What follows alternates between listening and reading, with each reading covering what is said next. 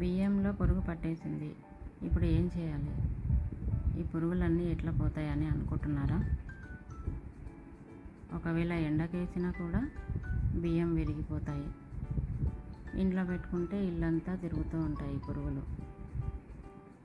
అప్పుడు నేను చెప్పినట్టు ఇలా చేయండి. బియ్యం అంతా చచ్చిపోతూ ఉంటాయి. ఇట్లా మన ఇంట్లో కొబ్బరి నూనె ఉంటుంది కదా, కొబ్బరి నూనె తీసుకొని బియ్యం డబ్బా దగ్గర కానీ, ఇట్లా సంచులు ఉంటాయి కదా, సంచుల దగ్గర కానీ ఇట్లా వాటి చుట్టూ కొంచెం లైన్ లాగా ఇట్లా కొబ్బరి నూనె పోస్తే బియ్యం పురుగు అనేది చచ్చిపోతూ ఉంటుంది. బయటకు వచ్చి ఇలా చనిపోతుంటాయి.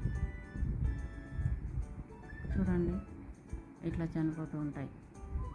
దాన్ని ఏం చేయాలంటే మళ్ళీ ఇట్లా చనిపోయిన తర్వాత ఇలా టిష్యూ పేపర్తో నీట్గా తుడిచేయాలి.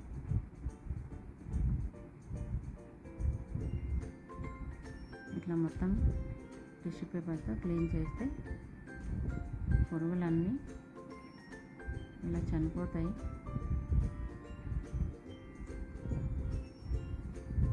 చూడండి ఎన్ని పురుగులు ఉన్నాయో.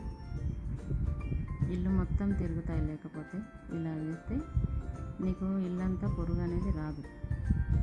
ఇలా నీట్గా క్లీన్ చేయాలి టిష్యూ పేపర్తో.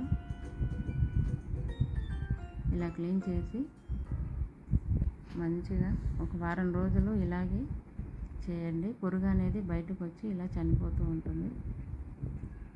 మళ్ళీ తుడిచేసి ఇలా కొబ్బరి నూనెతో మళ్ళీ వేయండి.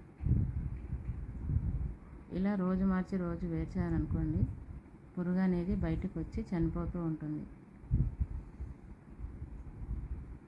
నా వీడియో కనుక మీకు నచ్చినట్లయితే సబ్స్క్రైబ్ చేసుకోండి.